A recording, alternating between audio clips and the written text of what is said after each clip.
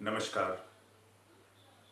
आज जिस टॉपिक पे हम बात करने जा रहे हैं ये बहुत ही कॉमन है।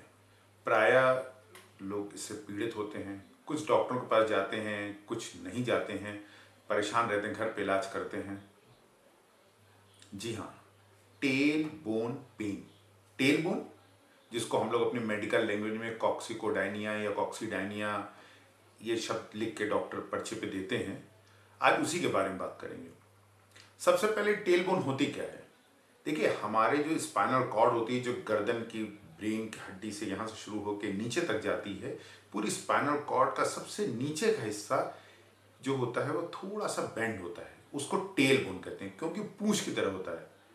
पहले ये माना जाता था कि तो वेस्टिजियल ऑर्गन है, तो ऐसे ही बन गया भाई।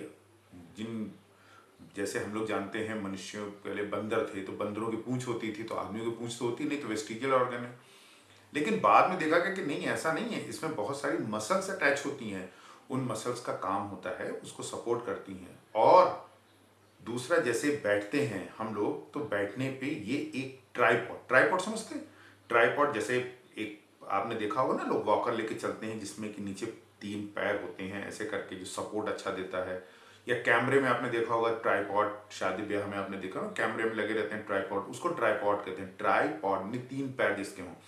तो एक तो ये हमारा जो टेल बोन है ये करता, 2 और हड्डियां होती, यानी हम जब बैठते हैं तो इन्हीं के सहारे बैठते हैं। तो यानी टेल बोन हमारे बैठने में सहायक होती है। अब अगर इसमें चोट लग गई, चोट कैसे लगती है?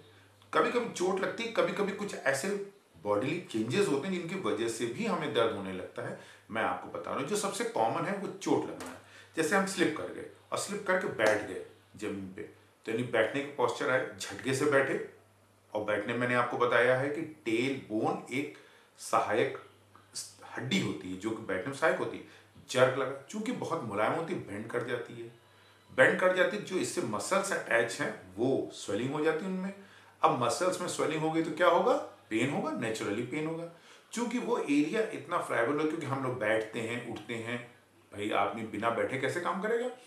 तो वो हमेशा ही उसको ट्रॉमा लगता ही रहता है। तो ठीक होने में बहुत समय लगता है। वो मैं बाद में कुछ एक्सरसाइजेस आपको बताऊंगा आज, जिससे कि इसको हम कम कर सकते हैं।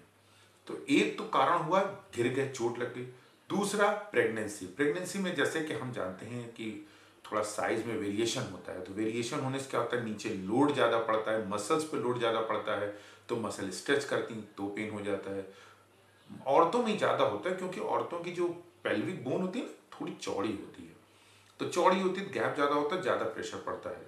या जैसे अगर मेरा काम बहुत देर बैठने का है, नेचुरली बैठेंगे तो टेल बोन पे ही बैठेंगे।